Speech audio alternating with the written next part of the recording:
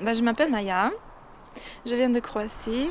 J'ai beaucoup déménagé quand j'étais petite parce qu'il y avait la guerre chez moi, qui a commencé quand j'avais 5 ans. Donc au début, j'avais une vie bien normale jusqu'à mes 5 ans. Après, quand mes parents viennent de deux pays différents, Croatie, Serbie, ils ne pouvaient pas rester, ni dans l'un ni dans l'autre. Et du coup, on a déménagé.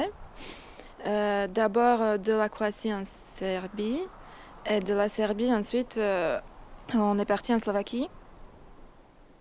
Mes parents, ils voulaient pas demander l'asile ni avoir le statut de réfugié parce qu'apparemment ça marque les enfants. Du coup, ils voulaient pas que leur enfant a ce genre d'étiquette sur lui. Parce que déjà aussi, ils se sont un peu fait avoir parce qu'ils pensaient que la guerre ça allait durer 1 an ou 2 ans et que ça allait se terminer. Du coup, que c'était quelque chose de passager. Mais en fait, non, ça a duré 10 ans. En fait, on est arrivé en Slovaquie. Ils ne voulaient pas vraiment rester là-bas parce qu'ils ont vu à quel point c'était gris. Ça les a déprimés un peu. Mais ils avaient eu un accident de voiture. Et du coup, on a tout perdu. Donc, comme on a déjà laissé tout chez nous. En plus, ils ont perdu la voiture, donc ils ne pouvaient plus bouger. Alors, on est resté comme ça. Donc, c'était vraiment un hasard jusqu'au bout. Après, ils ont... Et après, ils se sont mis dans la vie active. Enfin, mon père a commencé tout de suite à travailler. Moi, je me suis inscrite ils m'ont inscrite à l'école.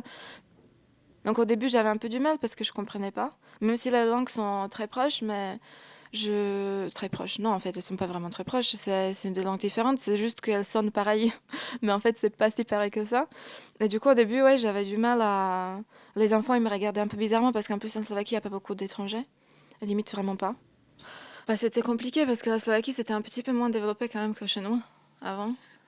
Ils sortaient juste du régime communiste et c'était vraiment gris. C'est vrai que tout était bétonné. Il y avait des immeubles comme ici, c'est des HLM, mais là-bas, c'est des immeubles normands et les gens y vivent dedans. Mais sauf que ça donne vraiment des frissons, tout est gris. Enfin, donc ma mère m'a dit que j'ai oublié en fait tout. Apparemment, c'est une sorte de auto-protection. Parce que je comprenais rien, j'étais trop petite, on déménageait tout le temps, j'ai changé tout le temps d'école, j'ai changé tout le temps de... Mes parents, ils étaient jamais là parce qu'ils travaillaient tout le temps.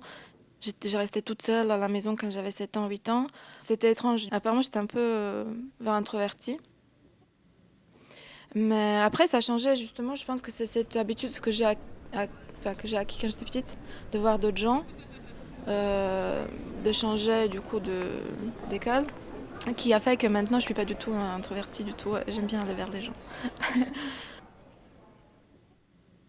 Je pense que oui, les gens qui ont des traumas, le seul moyen de s'en sortir, c'est de mener une vie normale, en fait. Enfin, normale, qu'est-ce qui est normal, mais plutôt, je dirais, positive ou optimiste ou remplie d'activités, en fait. C'est ça aussi qui rend la personne équilibrée, c'est qu'elle a énormément d'activités différentes, artistiques, professionnelles, qui contacte les gens, qu'elle essaye pas de tourner en rond ou de trop réfléchir aux choses qui se sont passées, mais plus réfléchir à ce qu'il peut faire par la suite, quoi.